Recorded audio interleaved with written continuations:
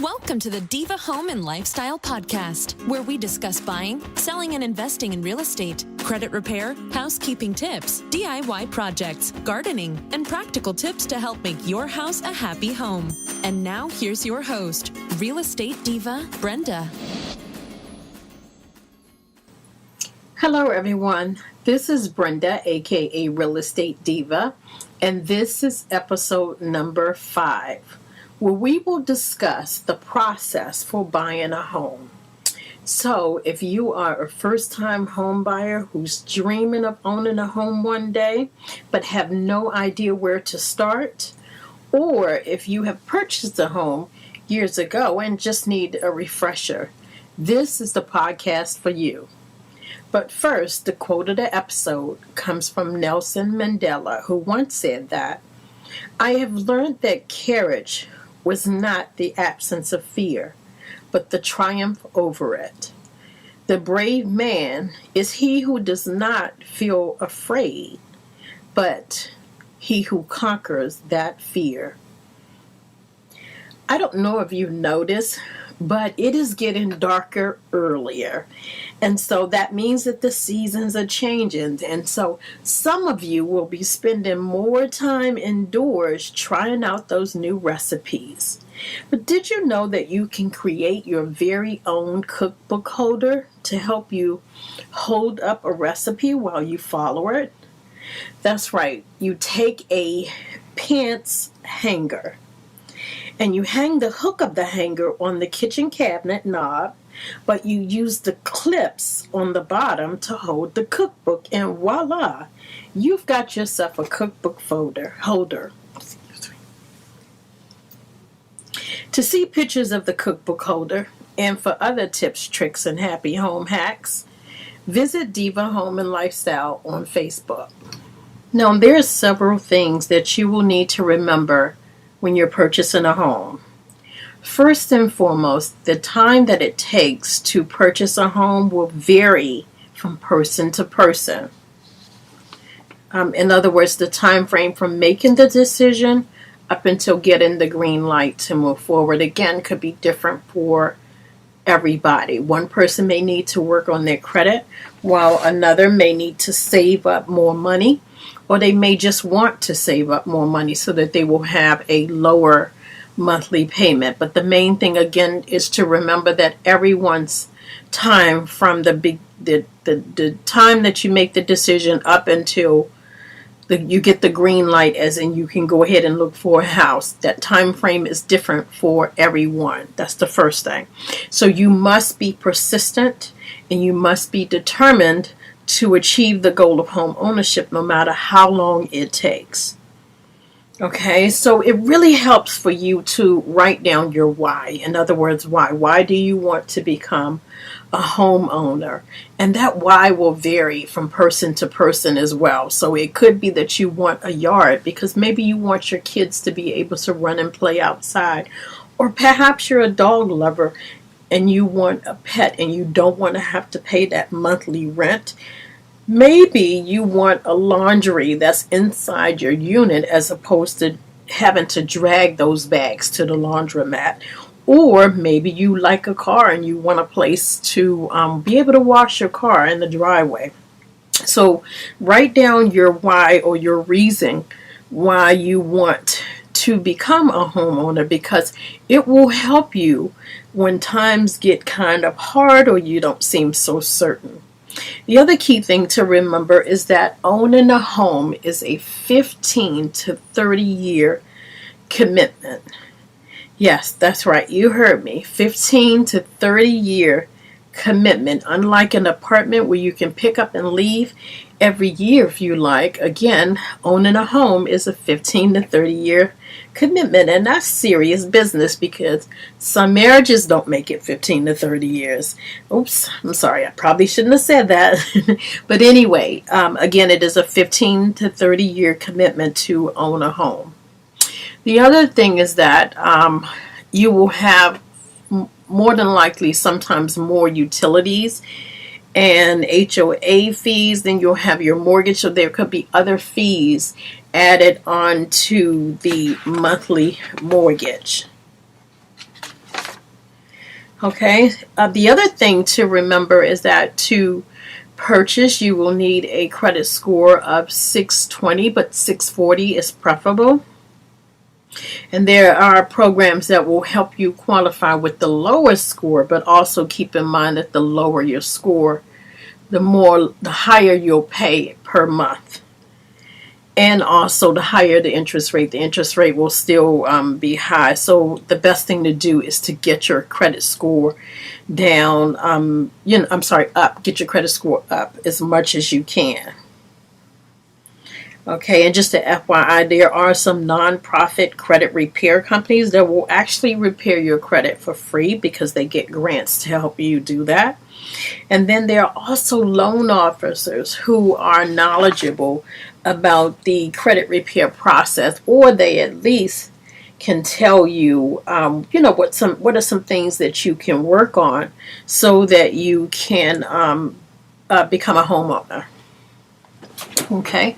Now, the amount of money that's needed to purchase a home, it really depends on the loan product. For example, FHA requires 3.5% of the sales price in terms of how much to put down.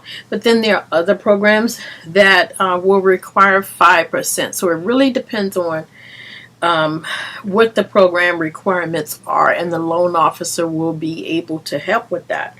But as a rule of thumb, I would say around $10,000 to $12,000 is a good amount, is a good number. However, you want to also research programs that will help you to have funding for the house. So in other words, you don't have to pay all of that. It's good to save it, but you also want to find programs that will help you or go towards the purchase of this home. Also ask sellers to help you with closing costs. So the object of the game is to find as many programs as you can so that you don't have to pay that full amount. But again, rule of thumb, 10 to 12,000, just save. It's better that you have more than not enough. Okay, so step one is making the decision. And as I stated before, it's good to write down your why so that you can be firm about your decision and you won't be wavering back and forth. Then you save up money, then spend the money, then save up money, then spend the money, then get a credit card. So you want to write down your why and you want to focus on that why. You also want to list, again, the advantages or the reasons why you would want to, again, become a homeowner, okay? So that you can, again, be firm in your decision and not be wavering. Step number 2 is to know what you want. What type of house do you want? Make a wish list. Okay, the moment that you decide to become a homeowner, you're going to write the vision, write down how many bedrooms you want, how many bathrooms you want, whether or not you want a basement. Do you want the basement above ground or below ground? What type of neighborhood do you want to live in? Are you more of a suburbanite, or are you an urban type of person? Are you rural? Do you not want any neighbors at all? You're going to write all of these things down on your wish list, so that you can pretty much have it mapped out by the time you meet with the agent. Okay. And then also keep in mind that, listen, there's no such thing as the perfect house. There just isn't. But there is the right house for you. And then also remember that, any home can be transferred. Any home can be transformed, I should say, into something luxurious and beautiful and comfortable. Okay, and something proud to live in. So again, there's no such thing as the perfect house. So you may not hit everything on your wish list, but at the same time, it's always good to have one because you want to be able to know what you want. And then also, again, there's no such thing as a perfect house, but there is a house that's right for you. Okay, and again, any home can be transformed into something luxurious, so don't fall for the eye candy. Step number 3, you want to research neighborhoods. Now, this is a big biggie for me. I believe strongly in this. So often people go inside of a home, they fall in love with the home, but they know absolutely nothing about the neighborhood. And to be honest with you, after you've purchased, it's actually too late to start thinking about schools and start thinking about, is my child going to be safe walking to school? Are we going to be safe sitting in the house watching TV and something comes through the door? I don't know. Just you want to be careful about the neighborhood and researching it. And that is actually your responsibility. That is not the responsibility of the agent. The agent is responsible for finding you a house. So you want to be proactive and research the neighborhood, because at the end of the day, you are the one that's going to live there and not the agent. Okay? And even if you've lived in the neighborhood previously, if you grew up there, it doesn't matter. Demographics change all the time. So you want to Google, you want to go on to neighborhood websites. There's one called Neighborhood Scout. There's one called City Data. You want to do your research and you want to have an idea as to what type of neighborhood you want to be and which neighborhoods are acceptable for you, because your idea of what's safe and what's acceptable may not be that of someone else's. Okay, step number 4, know your buying power. So you're going to meet with the loan officer. Whether you think you're ready or not, you're going to meet with the loan officer, and your loan officer is basically going to prepare you for your journey. They're going to tell you how to get there. They're going to tell you what's needed.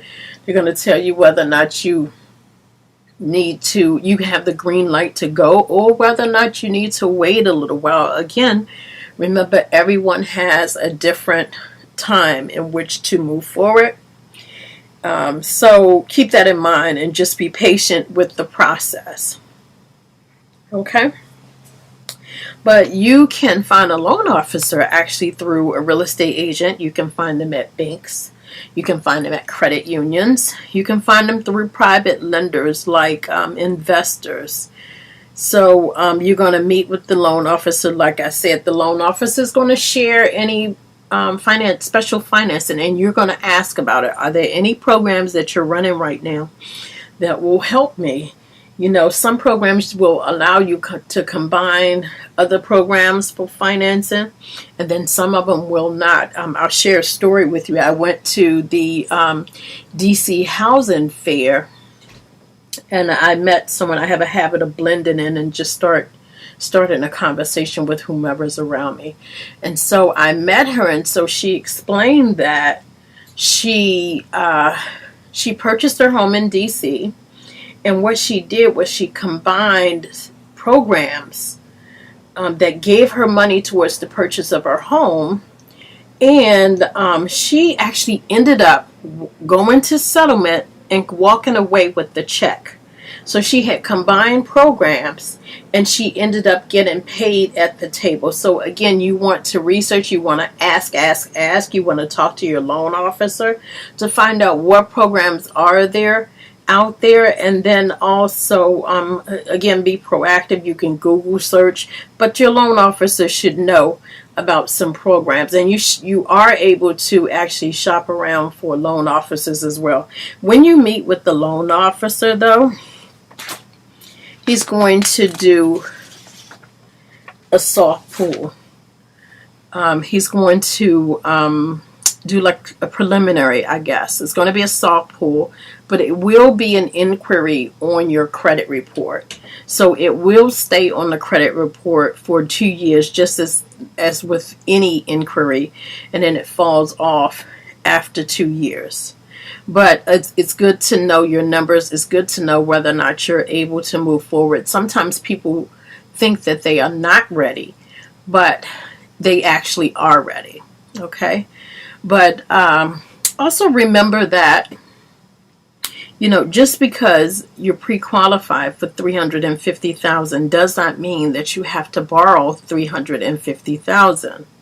You don't have to go to the top of that amount. Okay, you want to avoid being house rich but cash poor. And I'm telling you that because peanut butter and jelly gets tired real fast. Okay, and also you want a lifestyle. You want to leave room to have lifestyle and enjoy your life. So again, just because you're pre-qualified for amount doesn't mean that you have to spend the entire amount.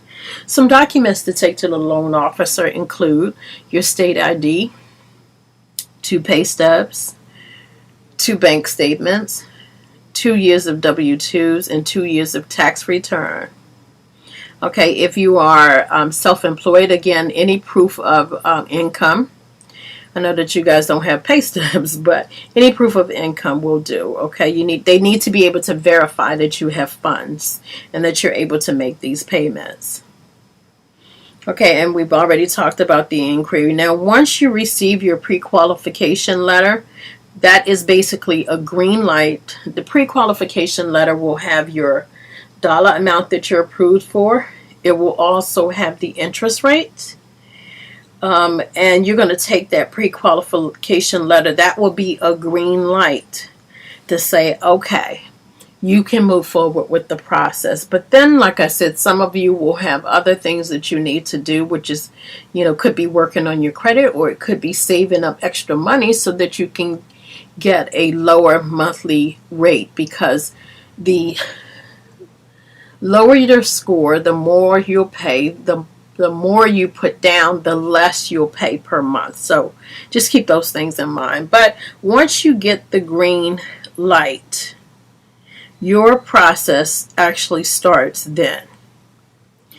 Now, typically on a standard contract or a standard sale, the total process from that point on will be 45. So it takes 45 days from the time you get under contract to the time you get to settlement. The total time, again, is 45 days. However, if you are doing a short sale, or if you're purchasing a short sale home, a home that's in short sale, I should say, or a foreclosure, that typical time frame, 60, 90, and sometimes longer. So it takes a little longer to purchase those homes, but, there are times when people are I don't want to say adamant, but they really, really want to be in a certain school district. And so they're willing to sacrifice that time. Just know that short sales and foreclosures can take a little longer depending on where they are with the approval process and things of that nature. Okay. The key thing to remember with the financing and when you get this green light is do not make any major purchases, especially that will include your credit. You don't want to, or even major financial, like where you have to put down a large sum of money. You want to avoid making any purchases that affect the credit until you get the keys in your hand, and the timeline starts then. Okay? So again, you must be determined and you must be persistent that no matter what, this door is going to open.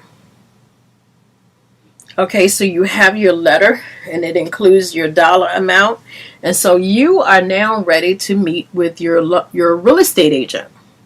Now, when you go to the real estate agent, the first thing they're going to ask you is, have you met with a loan officer?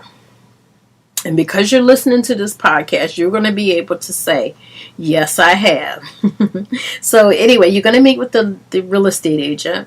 And listen, this is going to be a semi-long-term relationship. So you want to be sure that you feel comfortable with the agent and the agent feels comfortable with you. So I always suggest that you call ahead of time to kind of have small talk and kind of get a feel to see if this is a good fit or not. And then if you feel like, okay, he or she is going to be pretty cool to work with, then you want to go ahead and schedule the appointment to meet with the real estate agent.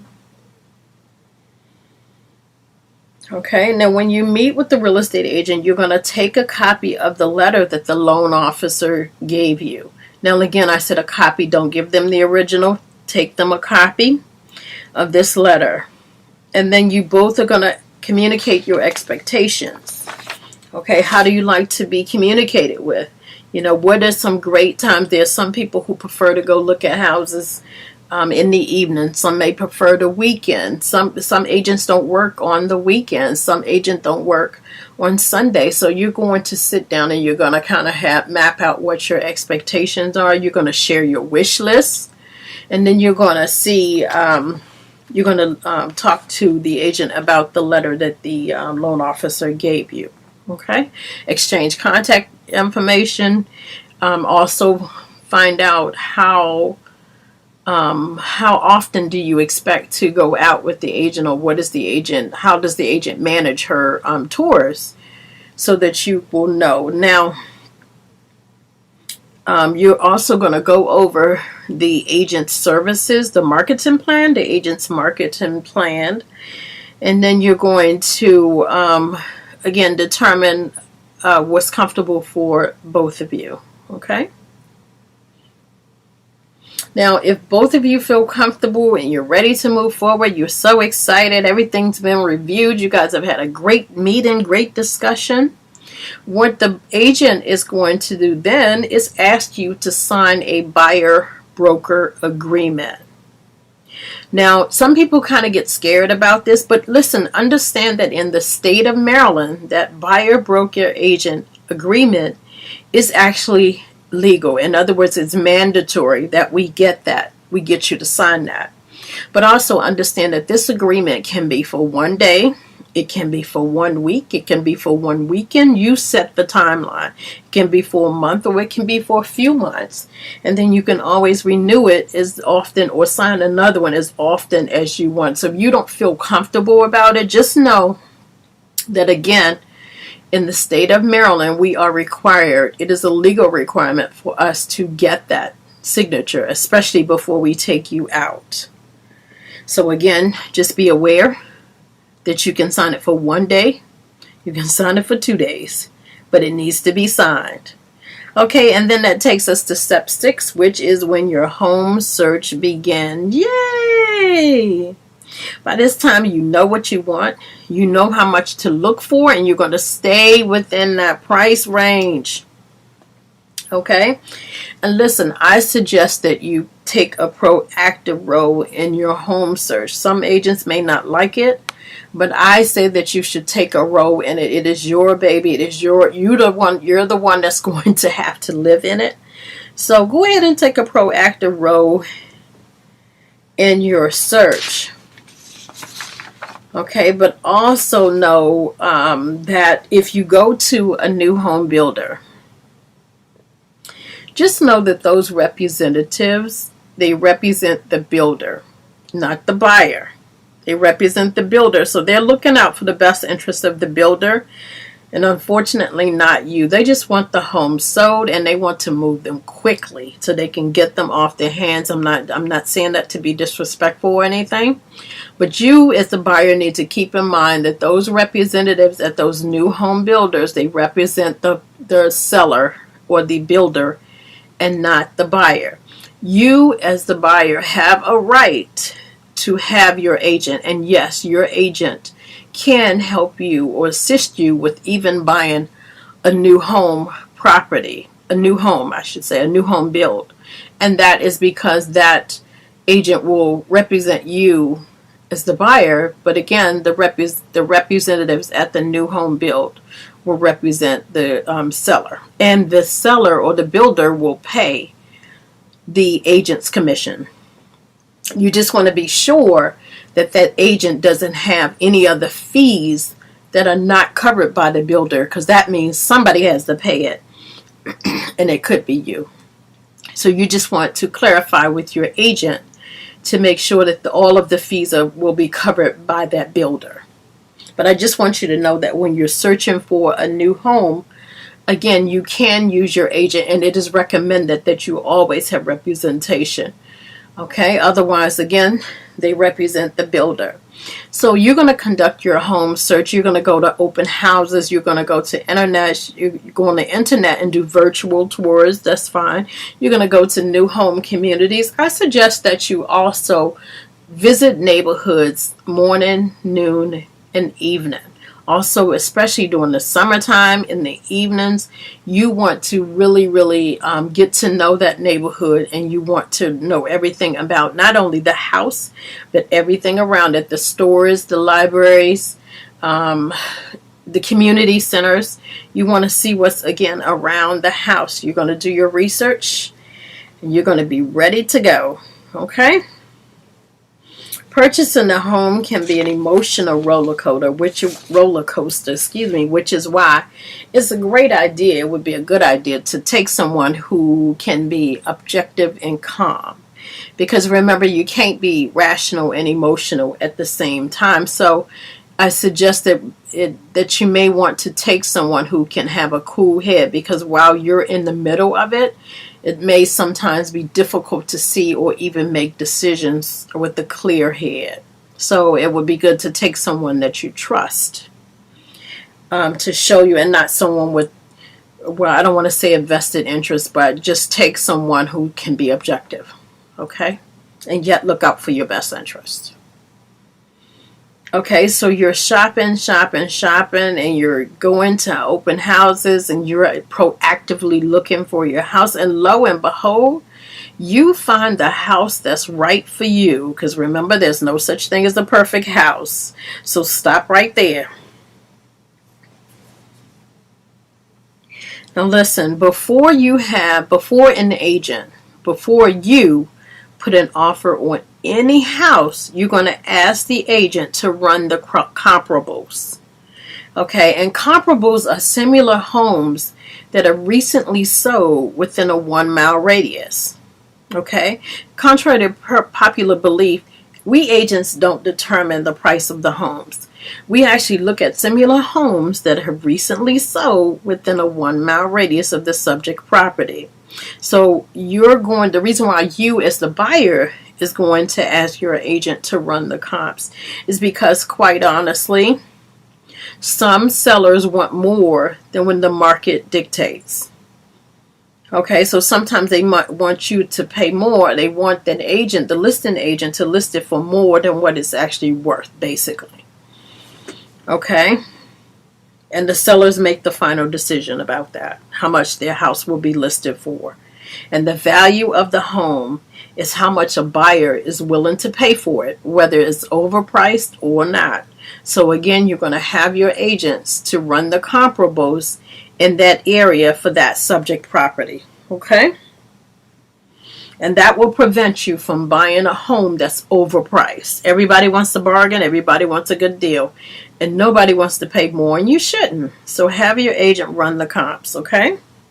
And that way you can make an informed, realistic decision about the offer, how much to offer for that house, okay? Which brings me to step 7, which is writing an offer. Okay, you're going to remain calm because, of course, you can't be rational and emotional at the same time. So you're going to stay calm because at this time you're really excited and you're writing up the contract. You're signing. But listen, be careful to read the document. Read the contract. I don't care if your agent skip over or go over or read. You need to read the contract, okay? Be sure that the agent is including what's called contingencies in the contract. Now these contingencies protect your interests just in case there's something detrimental that's revealed doing an inspection or doing an appraisal. Like, for example, if termites then ate up one side of the house, for example, you want to know that you can kind of back out, I guess, if you will. But, excuse me, not, of course, we're not talking about a light bulb cover or, you changing your mind. We're talking about something is seriously wrong with the house. You want to be sure that there are contingencies written into the contract that will protect your interests. So there are several contingencies that can be incorporated or added into the contract that, again, will protect your interests. Number 1, the financing. Okay, financing contingency. There is the home inspection contingency. I've already given you an example of that with the termites. An appraisal contingency. We're going to talk about the appraisal later on. And then you have a sales contingency, meaning that you need to first sell your house before you can purchase another house, okay? And then there is a missed deadlines. You have deadlines. They have deadlines in which, and we're going to talk about those deadlines later on, but you have deadlines. So if the deadlines are missed, again, you get to get your deposit back, and then also look for another home. Okay. You also want to take note on the contract and look at the right to terminate the agreement. There's usually a start date, and there's usually an end date. And there's also a instructions to tell you what you must do to terminate the agreement. So if you and the agent, let's say, for example, are not getting along, let's say, and the agent is just not dragging their feet, they're not moving fast enough, you're not happy with the services, you have a right as a buyer to terminate the agent agreement. But the question is, how do they want that agreement terminated? Now, I typically write 72 hours in writing. So as long as they give me 72 hours and they put it in writing, and I don't care how they send it to me, whether it's email, as long as it's in writing somewhere, I'm good. So you have to find out how that agent has it written into the contract in terms of the terminating the agent agreement, and it will be in the contract, okay? Okay, you also want to verify the dollar amounts, the price of the home, the price of the deposit, things of that nature. You want to verify that all of the dollar amounts are correct, as well as the dates. Okay. And then you also want to get what's called an estimated net proceeds sheet from the agent. Okay, and then later on you can get that same thing from the title company to verify that the numbers match up. Now, an estimated net proceeds sheet will show you exactly how much money you will get back, or how much money the seller is willing. It's like a breakdown of all of the financials. Basically, it's a snapshot in a sheet. And it will tell you how much you need to bring to the closing. If you were to buy this house for this amount, this is what will happen. So it's like a snapshot, but remember, it's an estimate. Okay, so that's the estimated net proceeds sheet. And then number 10. Okay, so you found the house. You wrote up the offer. So now what you do is you're going to have to give the agents the deposit. Okay, and the deposit amount, the deposit amount is usually 1 to 3% of the sales price. And the deposit, what it does is it just shows the seller that you are serious about making this purchase. Okay, so again, the deposit amount is usually 1 to 3% of the sales price, and you're going to give that to the buyer's agent, your agent, in certified funds. The buyer will then give the offer as well as a copy of the certified funds to the listing agent. And the listing agent will then forward the offer to the seller. We're not supposed to hold the offers. We're supposed to route them to the seller immediately.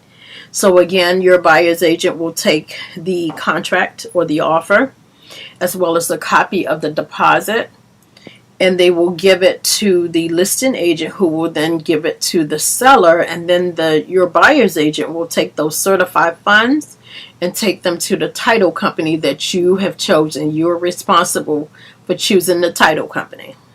So the buyer's agent don't hold on to those certified funds. They have to turn them into the title company.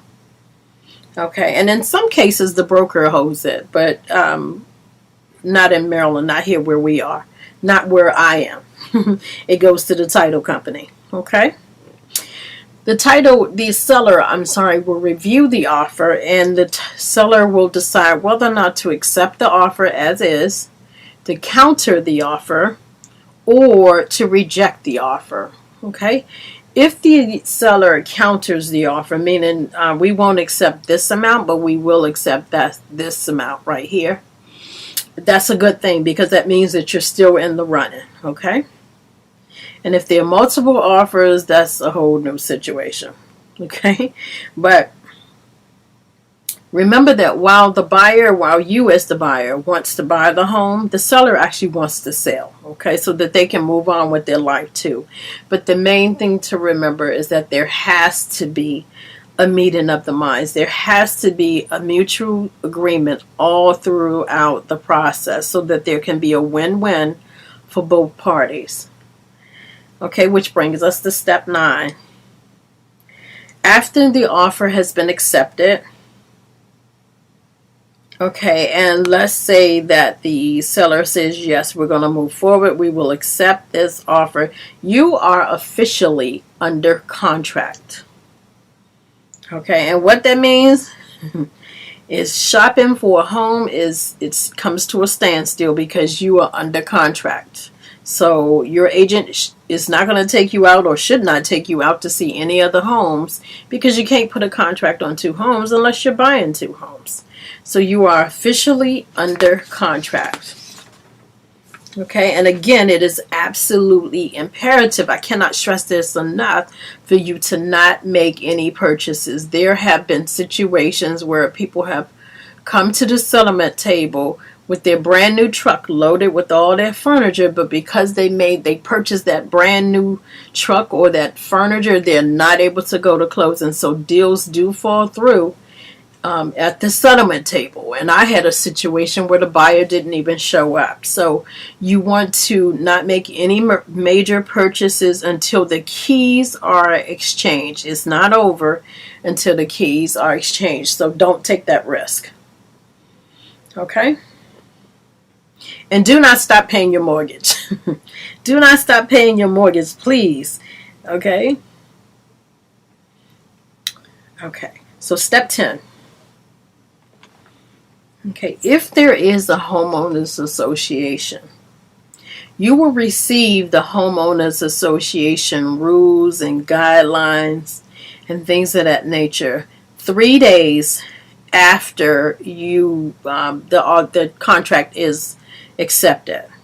Okay, so the seller says, yes, I agree with the terms, you agree with the terms, and then the seller, if there is an HOA fee, if there is a homeowners association in that community, the seller has 3 days to get that document to you to review, because know that every HOA community is run differently. Okay, some are stricter than others, and you may not agree with the rules. So you want to read through that document, and you want to see, well, what are their rules? Because there's nothing worse than buying a home and you can't paint the front door or you can't put a fence up. So you want to read through the HOA rules and guidelines. Okay, so again, after the offer is accepted, you have 3 days to receive the HOA documents, and then you have 10 days to review.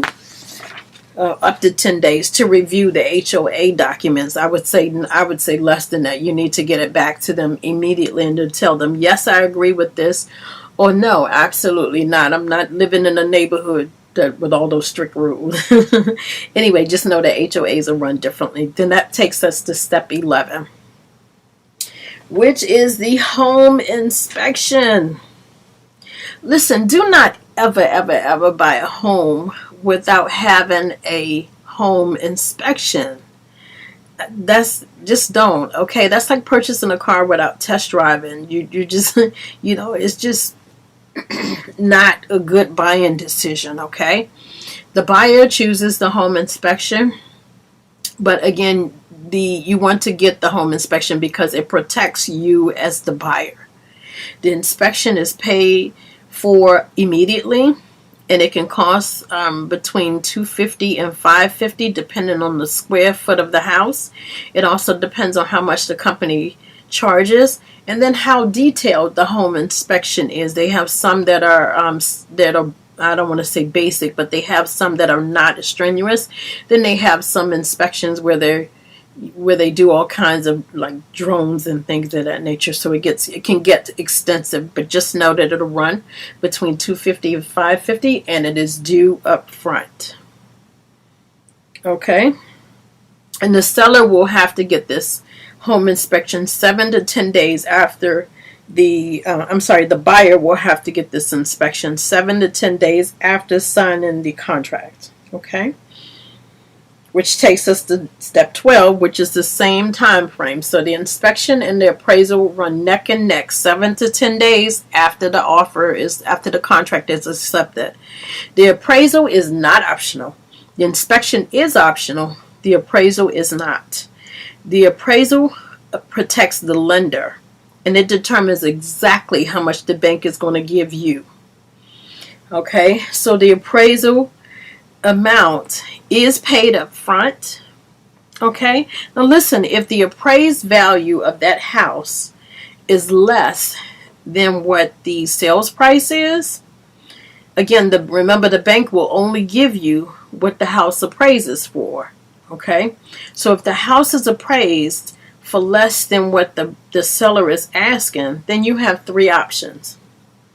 Either the seller can lower the price, or you can ask the seller to lower the price. They may do it, they may not, but you're going to ask. Or number two, you will come out of your pocket and pay the difference. That could be an option.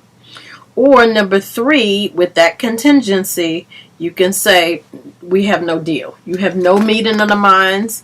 You have no agreements. Okay?